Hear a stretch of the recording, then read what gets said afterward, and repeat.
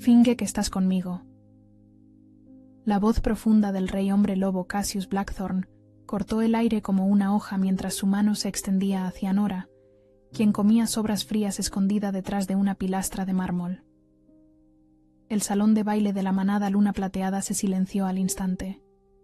300 invitados de élite observaron horrorizados mientras el hombre más poderoso del norte salvaba a la Omega sin lobo del banquete de bodas de su propia hermana. Pero, ¿por qué un rey haría esto por una desconocida? ¿Y qué ocurre cuando fingir se vuelve demasiado real para ignorar? El aroma de trufas negras y cordero asado impregnaba cada centímetro del majestuoso salón de baile de la manada Luna Plateada, mezclándose con el suntuoso perfume de la alta sociedad femenina y el aroma a cuero pulido de los alfas. Para Nora, aquella sinfonía olfativa era una tortura refinada.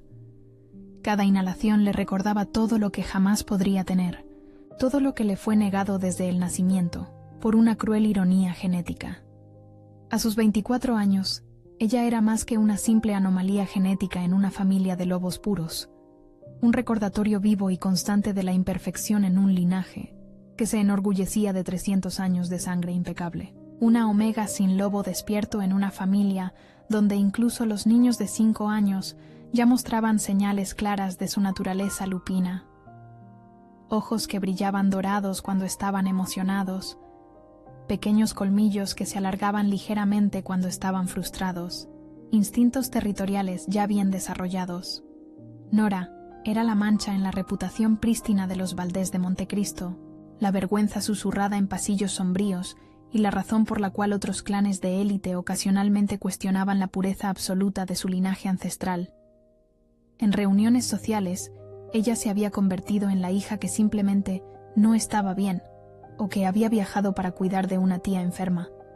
Cualquier excusa que evitara explicar por qué la primogénita de una familia tan prestigiosa nunca era vista en público. No la miren directamente. Escuchó susurrar conspiradoramente una voz femenina cerca de la elaborada mesa de dulces importados. Escuché a mi madre decir que es contagioso esa deficiencia, que podría ser algún tipo de maldición familiar. Pobres padres, respondió otra voz, cargada de falsa compasión que apenas disimulaba la curiosidad mórbida. Imaginen la humillación social devastadora de tener una hija así en la familia. Al menos Elena lo compensó siendo absolutamente perfecta en todos los aspectos. Nora fingió no escuchar, fijando su mirada en el movimiento hipnótico de las parejas que danzaban en el centro del salón, como si fuesen actores en una obra coreografiada. Su hermana menor, Elena Valdés de Montecristo, giraba en el epicentro de la celebración como una muñeca de porcelana en un carrusel dorado, envuelta en metros de seda francesa color perla, que había costado más de lo que la mayoría de las familias ganaba en un año de arduo trabajo. Su cabello dorado estaba recogido en elaborados rizos, artísticamente dispuestos, adornados con pequeñas perlas auténticas, sumergidas en esencia de rosa, que captaban y reflejaban la luz danzante de los candelabros de cristal checo que pendían del techo abovedado. Cada movimiento suyo, grácil como el de una bailarina profesional.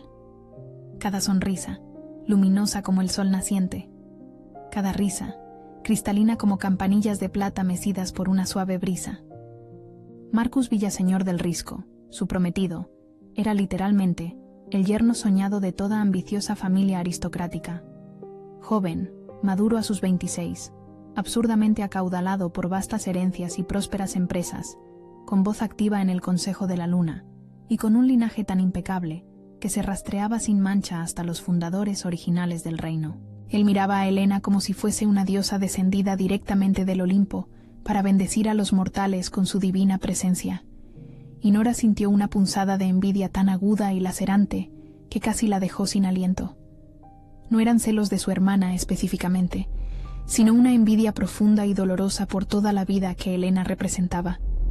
Una existencia de aceptación, amor, orgullo familiar, posibilidades infinitas y un futuro brillante garantizado. Su propio vestido, un modelo funcional y sencillo de algodón azul marino, que le había sido prestado por la criada personal de Elena, porque ella, literalmente, no poseía nada apropiado para una ocasión tan formal, Parecía aún más humilde e inadecuado bajo la luz dorada y romántica del salón magníficamente decorado. Estaba limpio y bien planchado.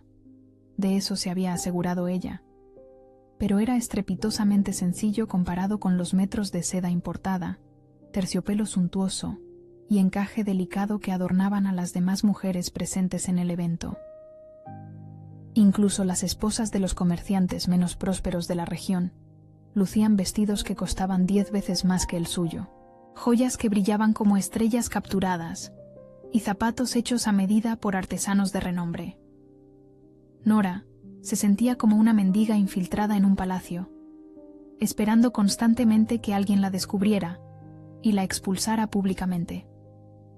Su madre, doña Catalina Valdés de Montecristo, había sido cristalina como el hielo en sus instrucciones susurradas 1 hora antes de que comenzara el banquete, en el pasillo vacío y gélido cerca de las cocinas, por donde solo transitaban los sirvientes. Sus ojos verdes, tan genéticamente parecidos a los de Helena pero fríos como el jade glacial, habían perforado a Nora mientras ajustaba con esmero las perlas heredadas en su propio cuello. Perlas que eran un tesoro familiar valioso desde hacía 4 generaciones, pero que jamás, bajo ninguna circunstancia, le serían ofrecidas a la hija defectuosa. Verifica constantemente que el buffet esté siempre perfectamente abastecido.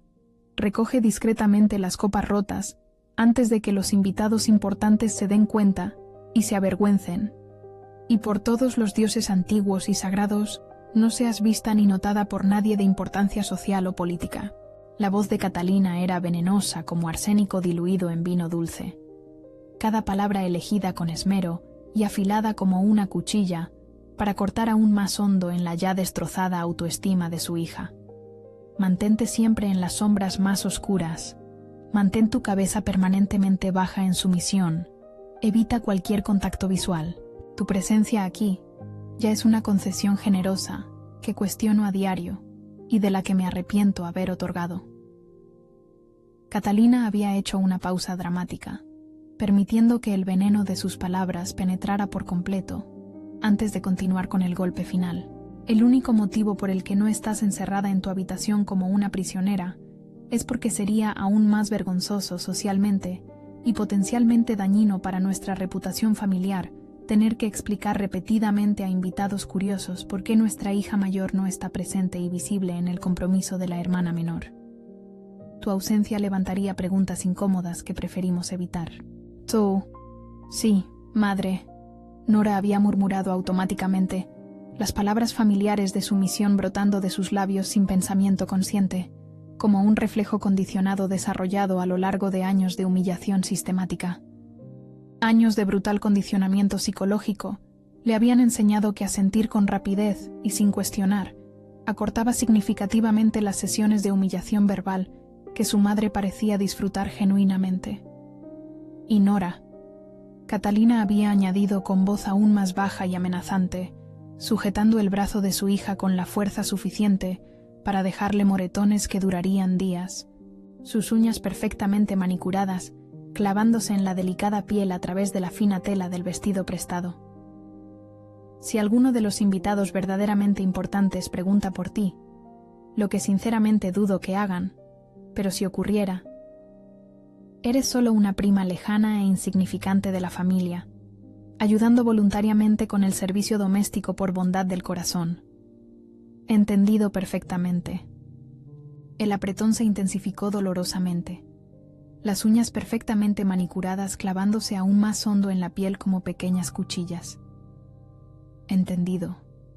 Nora había repetido mecánicamente, sintiendo como un trozo adicional de su alma se marchitaba y moría un poco más, como una flor delicada pisoteada repetidamente hasta convertirse en polvo.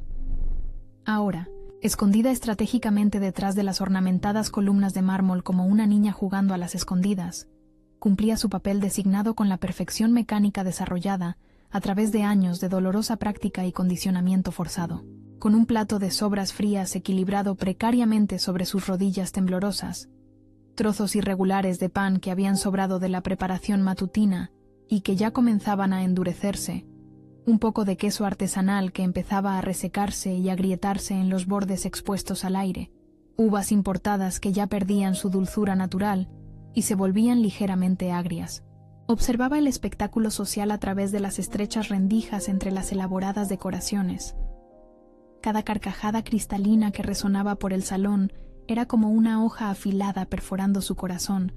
Cada brindis efusivo y de buen humor era una puñalada renovada e intencional en su autoestima, ya completamente destrozada por años de rechazo constante. Veía a primos lejanos que apenas la saludaban cuando se encontraban en los fríos y sombríos pasillos de la mansión familiar, ahora bailando alegremente como si no tuvieran una preocupación en el mundo, bebiendo los mejores vinos importados de regiones distantes, comiendo las más refinadas exquisiteces preparadas por chefs renombrados especialmente para la ocasión.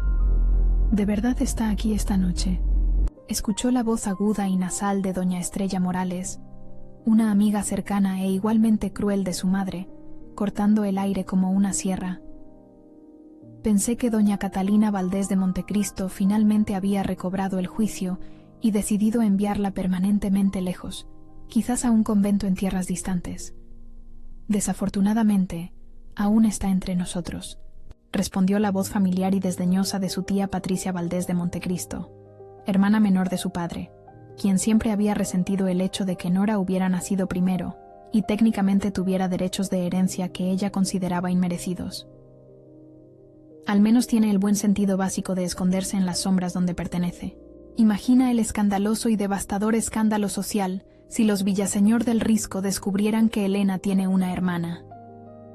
Así.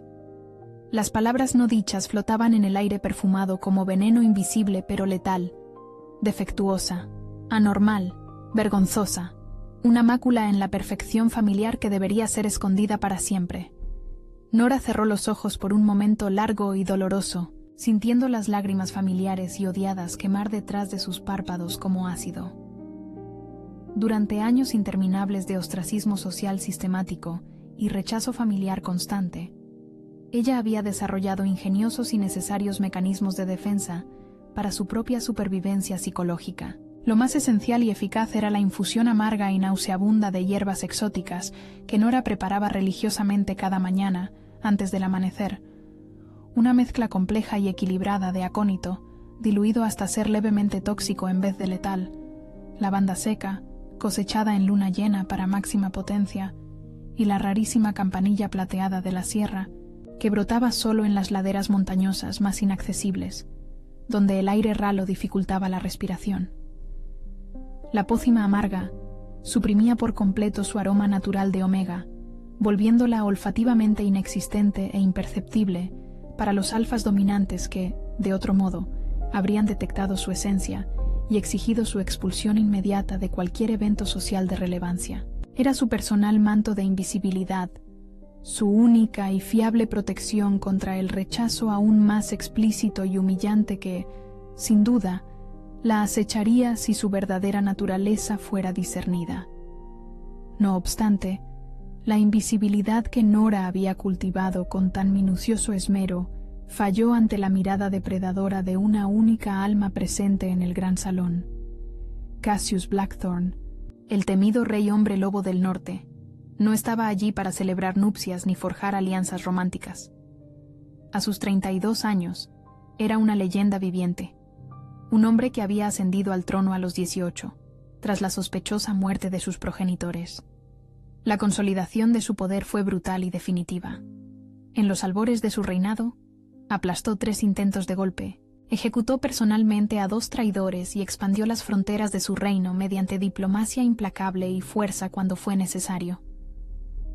Rumores de una incipiente rebelión en las fronteras demandaban su atención personal. Necesitaba sopesar la lealtad de los clanes del sur, identificar a posibles traidores antes de que pudieran erosionar la estabilidad forjada con sangre y férrea determinación. Sentado en la silla ornamentada, dispuesta para su imponente estatura, observaba el teatro social con la paciencia gélida de un depredador que estudia a su presa. El traje de corte impecable que vestía superaba en valor la renta anual de la mayoría de las familias allí congregadas. Sus manos, curtidas por cicatrices, reposaban relajadas, mas cualquiera con instintos agudos percibía la tensión latente en sus músculos. Fue durante un momento de tedio abrumador, mientras escuchaba a un corpulento comerciante jactarse de sus ganancias, que su mirada perspicaz captó un movimiento sutil en las sombras. Observó la mano temblorosa de una joven llevar un trozo de pan a su boca, percibió las lágrimas contenidas y reconoció la postura de quien había sido condicionado a creer que no merecía ocupar espacio alguno en el mundo. Aquella visión resonó con una herida antigua, profundamente arraigada en el alma de Cassius. Su propia infancia fue mancillada por la brutal tutela de su tío regente, un hombre que intentó quebrar el espíritu del joven príncipe con humillaciones calculadas antes de que pudiera reclamar su legítimo trono. La injusticia encendió una furia fría en su pecho. Se irguió lentamente, su imponente estatura silenciando al salón al instante. El aura de poder crudo que emanaba de él era palpable, haciendo que alfas orgullosos bajaran instintivamente la mirada. Caminando directamente hacia el rincón sombrío donde Nora se encogía, ignoró los murmullos de asombro que lo seguían. Llegando ante ella, extendió su mano grande y marcada por cicatrices. «Finge que estás conmigo», susurró con un tono que no admitía réplica, pero que conllevaba una promesa inquebrantable de protección. El choque térmico de la cálida mano de Cassius contra la piel helada de Nora fue el primer evento sísmico de la velada. Al arrastrarla hacia la luz, el rey no solo la rescató de la oscuridad, declaró una guerra silenciosa a su familia. La sentó a su lado en la mesa principal, le sirvió vino y conversó con ella como si fuera una diplomática de alto rango, ignorando las miradas horrorizadas de sus padres. El padre de Nora, el Alfa Marcus, intentó intervenir con una sonrisa nerviosa, sugiriendo que Nora regresara a sus obligaciones, pero un gruñido bajo de Cassius heló la sangre de todos en un radio de 10 metros. La noche concluyó con Cassius llevándose a Nora consigo, alegando que necesitaba una consultora local para negociaciones fronterizas, una mentira diplomáticamente aceptable que sirvió como salvoconducto para sacarla de aquella casa. Lo que Nora no sabía era que su partida había activado un reloj. La infusión de hierbas que consumía estaba por agotarse, y sin ella, su verdadera naturaleza estaba a punto de revelarse. Las primeras semanas en el norte fueron como despertar en un mundo completamente distinto, donde las reglas sociales que conocía simplemente no aplicaban. El castillo de Piedra Negra, enclavado en las montañas de hielo eterno, como una fortaleza erigida por los propios dioses de la guerra, respiraba historia ancestral y poder absoluto. Sus muros gruesos habían resistido siglos de contiendas sangrientas.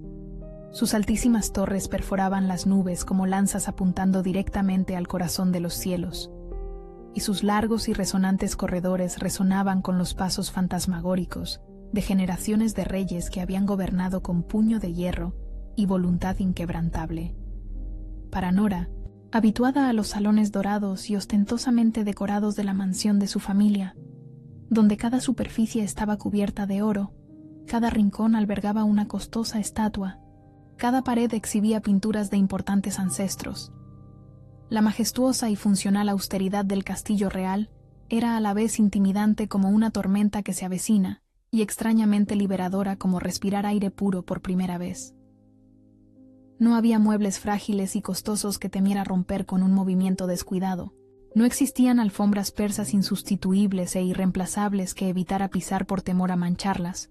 No había delicados ornamentos de cristal y porcelana que su presencia, inadecuada y torpe, pudiera dañar accidentalmente, provocando más humillación y castigo. El acuerdo establecido entre ella y Cassius parecía engañosamente sencillo en la superficie, como la mayoría de los contratos que envuelven los corazones humanos. Nora fingiría convincentemente ser su protegida oficial, una joven de familia menor, pero de respetable linaje, a quien él había magnánimamente decidido apadrinar por vagas razones relacionadas con la benevolencia real y la responsabilidad social. Esta cuidadosa y constante actuación alejaría automáticamente a las pretendientes ambiciosas y calculadoras que el Consejo de la Luna empujaba constantemente hacia él como piezas en un tablero de ajedrez político.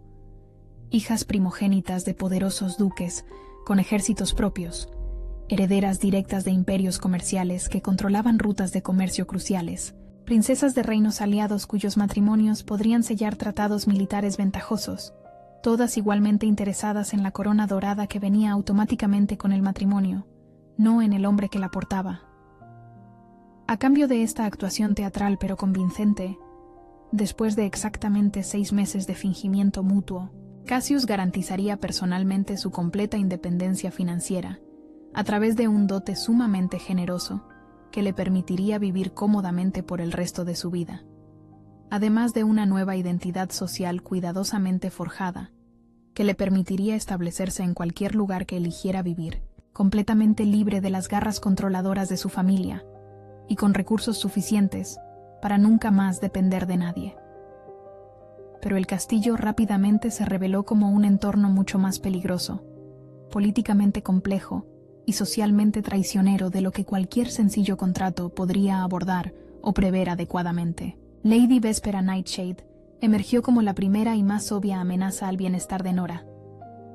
Como una alfa hembra de un linaje ancestral y orgullosamente aristocrático que podía rastrear su genealogía hasta los primeros colonizadores del reino, había pasado los últimos 5 años enteros de su vida adulta, tejiendo meticulosamente una elaborada y casi invisible red de alianzas políticas estratégicas e influencia social sutil, todo dirigido con precisión láser hacia un objetivo singular y consumidor: convertirse en la reina del norte a través de un calculado matrimonio con Cassius.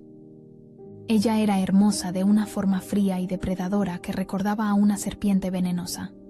Cabellos negros como la medianoche, siempre peinados en elaborados estilos que exigían horas de trabajo de criadas expertas. Ojos violetas que parecían calcular constantemente el valor político y social de cada persona que encontraba. Una figura elegante y perfectamente proporcionada, siempre ataviada con sedas importadas, y terciopelos lujosos que costaban pequeñas fortunas, y que emitían declaraciones sutiles pero inequívocas sobre su riqueza y estatus. Aún más peligrosa que su belleza o su riqueza, era genuinamente inteligente de un modo astuto e implacable. Sus comentarios aparentemente casuales eran cuchillas verbales afiladas con precisión, sus cortesías superficiales eran trampas disfrazadas, listas para activarse, y su influencia política se extendía como tentáculos invisibles hasta miembros extremadamente importantes del Consejo de la Luna, que tomaban decisiones que afectaban el destino de millones. Qué profundamente interesante que nuestro amado rey haya elegido una protegida tan humilde y modesta, había comentado durante la primera cena formal de Nora en el castillo, su voz dulce como la miel más cara, pero cargada de veneno concentrado que podía matar en pequeñas dosis. Es verdaderamente admirable y conmovedor cuando personas de posición social elevada se sienten moral y socialmente obligadas a ayudar a los menos afortunados por la vida. Nora, habituada a través de años de supervivencia a ataques verbales mucho más directos y brutalmente honestos de su propia familia, había simplemente sonreído con la serenidad de quien ya había enfrentado tormentas peores y respondido con una dulzura igualmente venenosa. Realmente es admirable. He descubierto que la verdadera nobleza de carácter se muestra invariablemente en la compasión genuina y la humildad, no en la arrogancia vacía o la ostentación innecesaria. El destello momentáneo de furia asesina que atravesó brevemente los ojos violeta perfectamente maquillados de Véspera había sido la primera lección valiosa de Nora sobre los peligros mortales de subestimar a la supuesta protegida humilde e inofensiva. En los días y semanas que siguieron a ese primer encuentro aparentemente cordial, Nora comenzó a notar patrones inquietantes y reveladores en el comportamiento de las personas a su alrededor. Los sirvientes susurraban conversaciones en voz baja y dejaban de hablar abruptamente cuando ella aparecía inesperadamente, como si estuvieran discutiendo secretos que no debería escuchar. Conversaciones importantes entre nobles eran rápidamente redirigidas a temas triviales cuando ella entraba inocentemente en una sala, como si su mera presencia fuese un riesgo de seguridad. Documentos oficiales eran guardados y escondidos apresuradamente cuando su presencia era detectada por personas que claramente tenían algo que ocultar.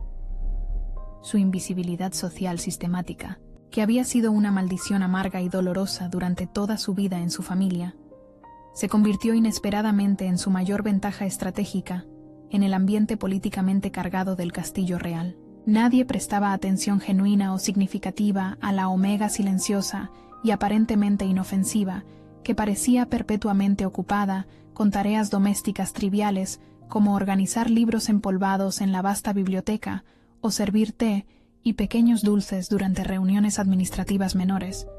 Ellos hablaban libremente y sin cautela frente a ella, asumiendo automáticamente que era demasiado social y políticamente irrelevante para representar cualquier amenaza real a sus esquemas y conspiraciones, demasiado tonta para comprender el significado de lo que escuchaba, demasiado insignificante para que alguien creyera en sus palabras si intentaba exponer algo. Fue exactamente así, a través de esta invisibilidad subestimada, que descubrió el elaborado y sistemático esquema de desvío de suministros médicos que estaba literalmente matando a personas inocentes por pura codicia. Durante una tarde particularmente fría, mientras la nieve caía en copos grandes e hipnóticos fuera de las antiguas ventanas, y ella organizaba cuidadosa y metódicamente valiosos manuscritos antiguos en la sección de Historia Militar de la Biblioteca Real, una tarea que había asumido voluntariamente porque adoraba leer sobre épocas pasadas y porque el trabajo la hacía sentirse útil en lugar de meramente decorativa. Escuchó a Lord Aldrich Greystone, reconocido como uno de los consejeros personales y políticos de mayor confianza de Cassius, discutir precios en voz baja pero audible con un hombre que no reconoció pero que vestía ropas lo suficientemente caras como para indicar una elevada posición social. ¿Han llegado los medicamentos esenciales para tratar la fiebre de la sierra en las caravanas de esta semana?, preguntó el extraño, su voz cargada de una ansiedad que parecía extrañamente desproporcionada para una pregunta sobre suministros médicos de rutina. Han llegado perfectamente según lo planeado, pero la situación financiera ha cambiado dramáticamente, respondió Aldrich, su voz, habitualmente respetuosa, ahora cargada de una codicia apenas disimulada que hizo que el estómago de Nora se revolviera de asco. La demanda en las aldeas remotas de la sierra está desesperadamente alta este año debido al invierno severo.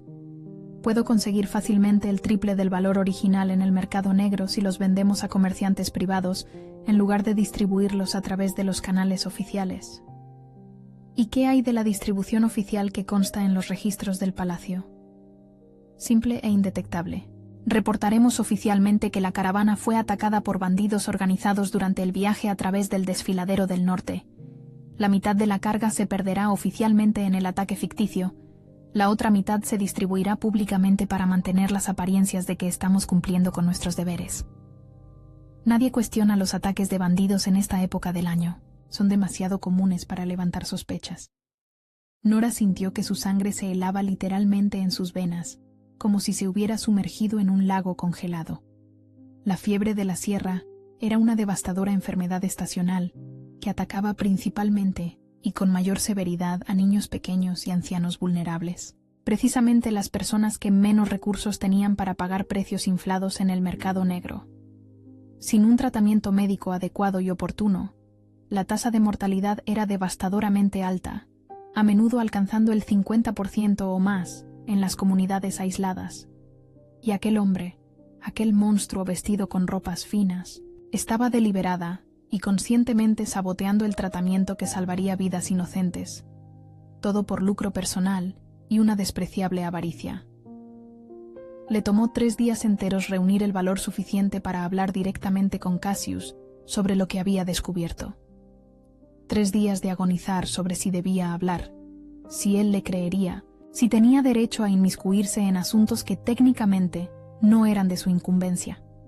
Finalmente, lo encontró en su oficina personal, una sala impresionantemente imponente forrada de piso a techo con libros antiguos y mapas detallados, con una chimenea lo suficientemente grande como para calentar una casa entera, y muebles de madera oscura que exhalaban autoridad y poder. Él estaba inclinado sobre complejos documentos comerciales, la luz danzante del fuego de la chimenea, creando sombras dramáticas que jugaban sobre su perfil severo pero magnético, haciéndolo parecer un rey guerrero, salido directamente de antiguas leyendas.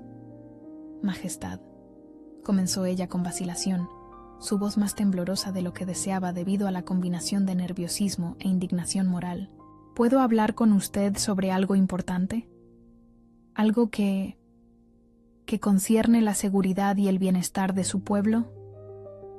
Él levantó lentamente la vista de los documentos, y por primera vez desde que había llegado al castillo de Piedra Negra, ella realmente notó cuán expresivos y profundos eran sus ojos cuando no estaban cuidadosamente resguardados por su máscara pública de autoridad real. Verde oscuro como bosques ancestrales y profundos, con pequeñas motas doradas que parecían capturar y reflejar la luz danzante de la chimenea como fragmentos de sol aprisionados en esmeraldas. Claro que puedes. Siempre puedes. Siéntate y cuéntame qué te está preocupando.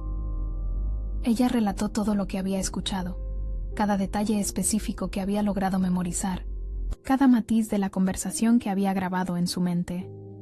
Mientras hablaba, vio cómo la expresión de él se endurecía gradualmente como la piedra. La furia fría y controlada que ella solo había vislumbrado en el banquete de Helena, creciendo en sus ojos como una tormenta devastadora, formándose en el horizonte lejano.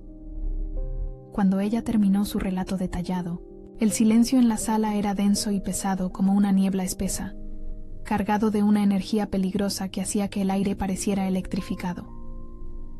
¿Está absolutamente y sin lugar a dudas segura de lo que escuchó?, preguntó él finalmente, su voz controlada pero peligrosamente baja, el tipo de tono que ella imaginó que él usaba antes de ordenar ejecuciones. Sí, Majestad. Cada palabra, cada inflexión. Puedo repetir la conversación entera palabra por palabra si es necesario. Se levantó lentamente de su silla, moviéndose con la gracia controlada y letal de un depredador que acababa de identificar a su presa. Aldrich Greystone sirvió fielmente a mi padre antes de servirme a mí. Confiaba en él con la vida misma de mi pueblo, con decisiones que afectan a miles de familias.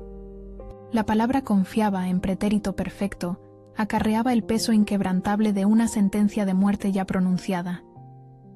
Nora tragó saliva, súbitamente consciente de la magnitud de lo que había puesto en marcha. Yo no quería, es decir, no pretendía causar. Salvaste vidas, la interrumpió con firmeza, girándose para encararla por completo. Su expresión intensa, pero no dirigida contra ella.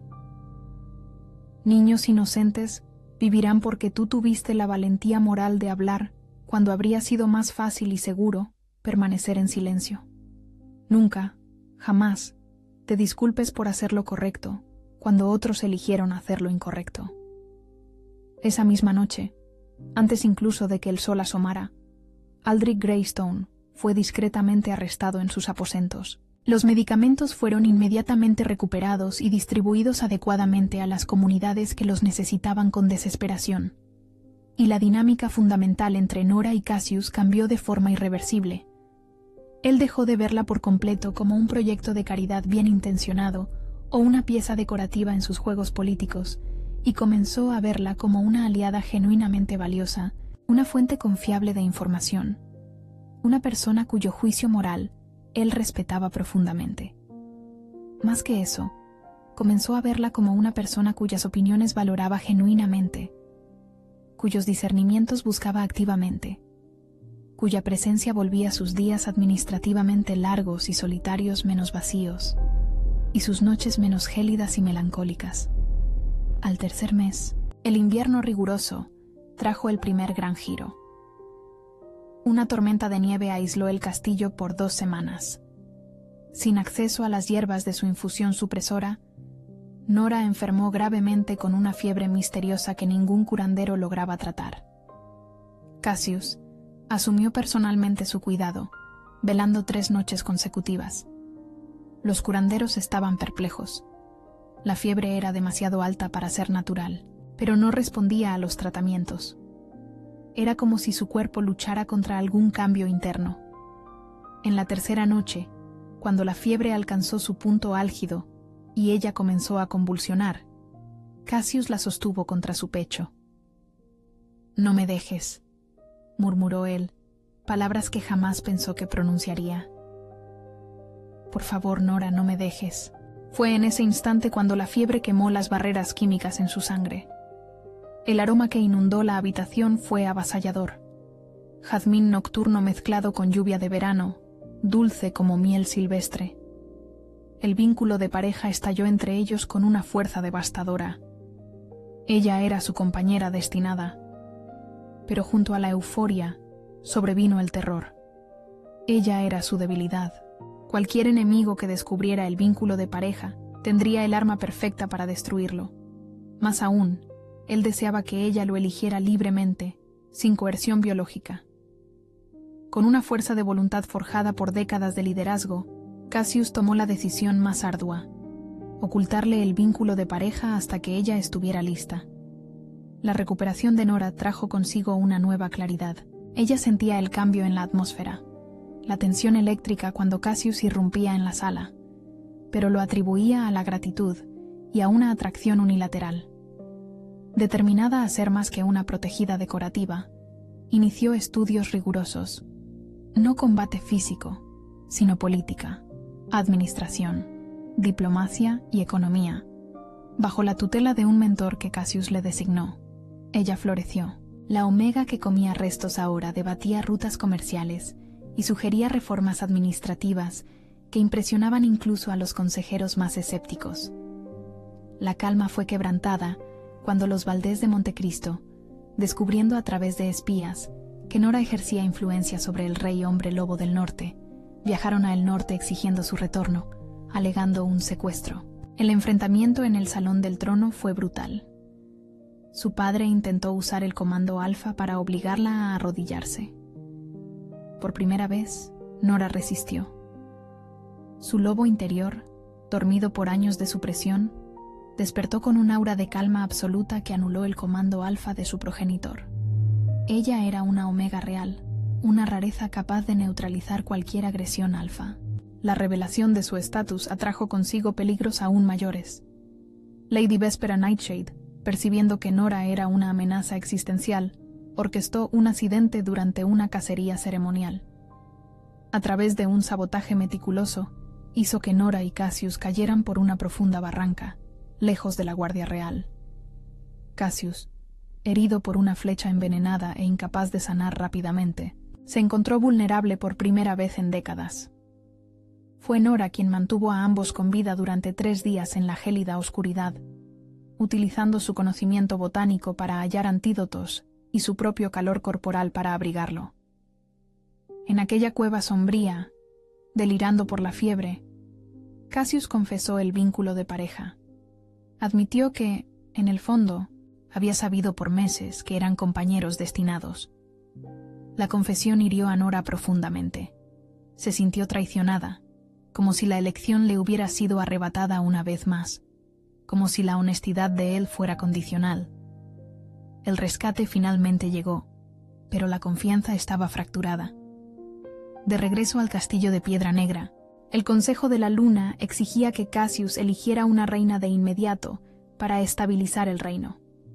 Presentaron evidencias falsificadas de que Nora había conspirado con los atacantes, sugiriendo que era una espía infiltrada. El juicio fue programado para el solsticio de invierno.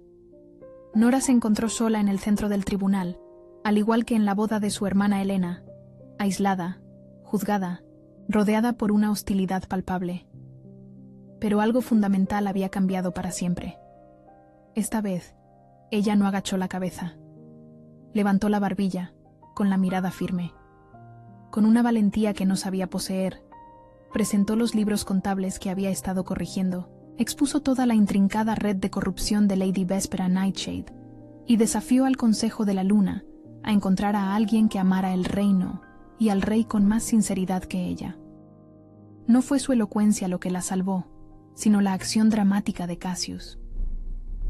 Él descendió del trono, rasgando milenarios protocolos, y se arrodilló ante ella sobre el frío mármol, no como rey, sino como hombre frente a la mujer que amaba más que a su propia vida. Ofreció su cuello descubierto, la señal máxima de sumisión entre lobos, transfiriendo toda la autoridad del juicio a ella. Si ella lo aceptaba, aceptaría el reino y todas sus inmensas responsabilidades. Nora, Con lágrimas en los ojos, tocó delicadamente la antigua cicatriz en su cuello. El vínculo de pareja estalló en una luz dorada visible para todos, innegable, soberano, sagrado. Ella no solo lo aceptó, ella lo reclamó públicamente con cada fibra de su ser. «Yo te elijo a ti», susurró ella, con voz apenas audible. «No por el vínculo, sino porque eres el hombre al que amo.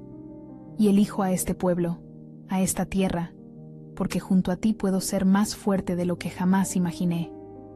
La subsiguiente coronación fue mucho más que un mero evento político formal.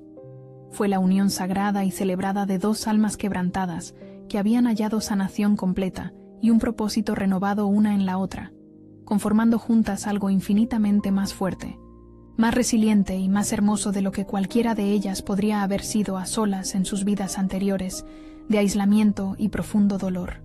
La ceremonia tuvo lugar en el gran salón ancestral, un espacio majestuoso que había sido testigo de coronaciones por más de 500 años. Las paredes de piedra antigua estaban adornadas con tapices que narraban la historia del reino, a través de hilos dorados y plateados, y la luz, filtrada por vitrales coloridos, creaba patrones caleidoscópicos sobre el pulido suelo de mármol. Representantes de decenas de reinos distantes viajaron por semanas para presenciar la ocasión, algunos por curiosidad política, otros por obligación diplomática, pero muchos genuinamente intrigados por la historia extraordinaria de la Omega, que había conquistado el corazón del rey más temido del norte, mediante la pura fuerza de su carácter.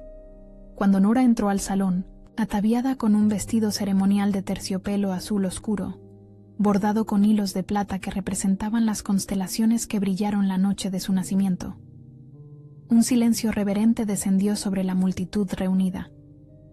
La corona que se posaría sobre su cabeza era una obra maestra antigua, una tiara delicada pero poderosa, forjada en oro blanco y adornada con zafiros que habían pertenecido a las reinas más respetadas y poderosas en la vasta historia del reino. El banquete final de la coronación fue deliberadamente planeado para reflejar el primer evento donde se conocieron, pero esta vez la simetría era perfecta e intencional en su completa inversión. Nora ya no estaba oculta en las sombras oscuras, comiendo sobras frías y sintiéndose profundamente indigna de ocupar su legítimo espacio en el mundo. En cambio, ella estaba sentada, orgullosa y serena, a la cabecera de la mesa real, irradiando una dignidad natural y una fuerza interior que se habían forjado a través de pruebas que habrían quebrado a personas menos determinadas. Su presencia inspiraba un respeto genuino incluso de los nobles más arrogantes y prejuiciosos, quienes ahora la trataban no solo con cortesía obligatoria, sino con una admiración verdadera por su extraordinaria travesía. Su familia, los mismos Valdés de Montecristo que habían pasado años humillándola e intentando hacerla invisible, estaba invitada solo por estricto y obligatorio protocolo diplomático, observando desde una mesa estratégicamente ubicada al fondo del salón, lejos de la mesa de honor.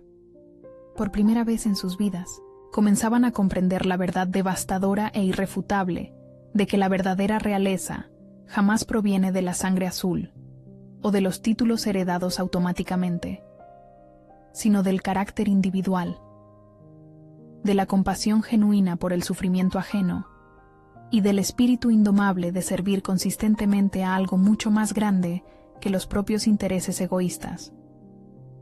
Doña Catalina Valdés de Montecristo, su madre, estaba visiblemente incómoda en su silla distante, lanzando ocasionalmente miradas furtivas hacia la hija que había rechazado como defectuosa y que ahora portaba una corona real. Sus ojos verdes, tan similares a los de Elena pero siempre fríos cuando se dirigían a Nora, ahora portaban una mezcla compleja de arrepentimiento tardío, envidia mal disimulada y una amarga comprensión de que había desperdiciado por completo la oportunidad de tener una reina como hija. El Alfa Marcus, su padre, parecía haber envejecido una década en solo unos meses. El hombre que había intentado usar el comando Alfa para forzar a Nora a la sumisión, ahora evitaba cuidadosamente hacer contacto visual con ella, claramente consciente de que su autoridad parental había sido permanentemente anulada por la autoridad real superior de su hija rechazada. Elena Valdés de Montecristo, sorprendentemente, parecía genuinamente feliz por su hermana. Durante la ceremonia, había aplaudido con entusiasmo sincero, y cuando saludó a Nora después de la coronación, le había susurrado una disculpa emocionada por los años de pasiva negligencia. Debía haber hablado, admitió, con lágrimas brillando en sus ojos azules. Debía haberte defendido. Perdón. Cassius Blackthorne sostuvo firmemente la mano de Nora durante todo el elaborado banquete, sus dedos entrelazados de forma posesiva pero tierna, como si aún temiera secretamente que ella pudiera desvanecerse como un sueño demasiado hermoso para ser real, si la soltaba por un solo instante. Cada pocos minutos, él se inclinaba para susurrarle algo íntimo al oído, haciéndola reír suavemente o sonrojarla delicadamente, creando momentos privados de conexión en medio de la ceremonia pública. Cuando llegó el brindis de coronación, Cassius se irguió lento. Su imponente estatura acalló la sala en respetuosa expectación. Su voz, al fin, portó una emoción profunda que resonó por el magnífico salón, alcanzando a los sirvientes agolpados discretamente, testigos del momento histórico. Nobles invitados, aliados de honor, súbditos leales, comenzó, alzando su copa de oro. Hoy celebramos una coronación y una transformación. Al encontrar a mi reina, dijo, volviendo sus intensos ojos verdes a Nora, no solo hallé a mi compañera destinada, encontré mi alma extraviada, mi fuerza renovada y mi razón para ser un rey mejor, más sabio y más compasivo de lo que jamás creí posible. Hizo una pausa, dejando que sus palabras calaran hondo en la conciencia de los presentes. Ella me enseñó que el poder no emana de inspirar miedo o sumisión, sino de infundir amor, lealtad y respeto con acciones consistentes y carácter inquebrantable. Me mostró que la fuerza no reside en nunca caer, sino en siempre levantarse, sin importar cuántas veces el mundo intente derribarnos. El salón entero se puso de pie en ovación ensordecedora y sincera, copas tintineando en brindis entusiastas. Pero para Nora y Cassius, perdidos el uno en la mirada intensa del otro, solo existían ellos dos en su universo. Más tarde, en aquella noche mágica, las formalidades concluyeron y los invitados se retiraron a sus aposentos. La pareja real se encontró a solas en la terraza bañada por la luna llena. La nieve caía suavemente como bendición silenciosa de los dioses ancestrales, creando un mundo íntimo donde solo ellos existían. Danzaron lento bajo las estrellas ancestrales y eternas, sus cuerpos en perfecta sincronía, como si hubieran danzado por 1000 vidas. La música provenía de sus corazones latiendo al unísono, un ritmo natural y primitivo que conectaba sus almas más allá del vínculo de pareja biológico. ¿Por qué me elegiste aquella noche?, preguntó Nora, la cuestión ardida en su corazón por meses, hallando voz en la intimidad del momento. ¿Por qué arriesgaste todo, tu reputación, tu autoridad política, la estabilidad de tu reino, por una extraña que nada tenía que ofrecer? Cassius detuvo el suave baile y sostuvo el rostro de Nora entre sus manos grandes y curtidas, con una ternura infinita que contrastaba totalmente con su temible reputación de guerrero implacable y líder brutal cuando era necesario. «¿Por qué?», susurró él, su voz ronca de profunda emoción. «Reconocí al instante en ti el mismo dolor fundamental que yo llevaba, el dolor de ser rechazado por quienes debían amarte incondicionalmente, el dolor de sentir que no merecías amor ni aceptación, y porque, incluso antes de saber que estábamos destinados por los dioses, yo ya sabía instintivamente que eras la única persona en todo el mundo que podría hacerme desear genuinamente ser más que un rey eficiente. Tú me hiciste querer ser un hombre verdaderamente digno de ser amado por alguien tan extraordinario como tú». Se besaron bajo el manto estrellado de los cielos eternos. Dos almas supervivientes que habían hallado no solo el amor apasionado que en secreto anhelaban, sino también la redención completa, la sanación total y la promesa de un futuro erigido sobre cimientos de respeto mutuo, confianza absoluta y devoción inquebrantable.